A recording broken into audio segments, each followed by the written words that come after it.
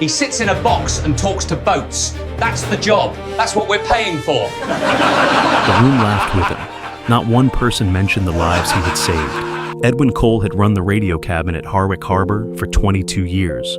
No pension, no title.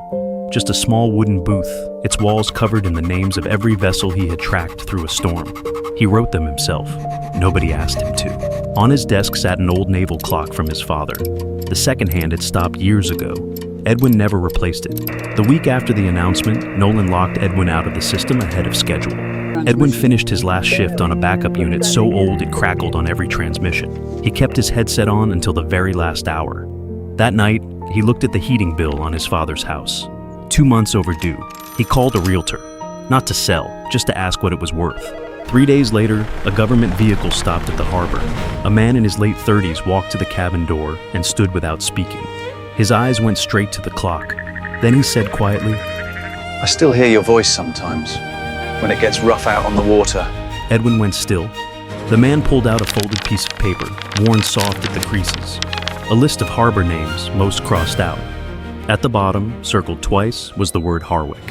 His name was Theo Warden. In 2011, he was 26, alone in a Force 3 storm, with a dead engine and a broken GPS. He called every emergency channel for 2 hours and heard nothing. Then, just past 11, one voice answered. That voice stayed for 4 straight hours until the harbor lights appeared. No name, no record, just Harwick. He had been searching ever since.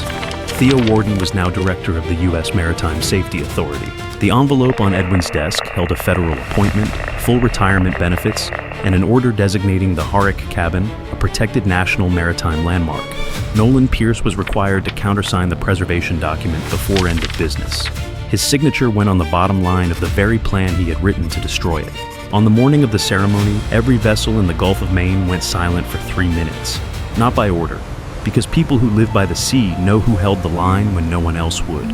Edwin picked up the old clock, looked at it once, and set it down. Then he walked out into the light. The ones who stay in the dark so others can find their way home rarely ask to be remembered, but they always are. If this reached you, pass it on. Someone out there is still trying to find the voice that saved them.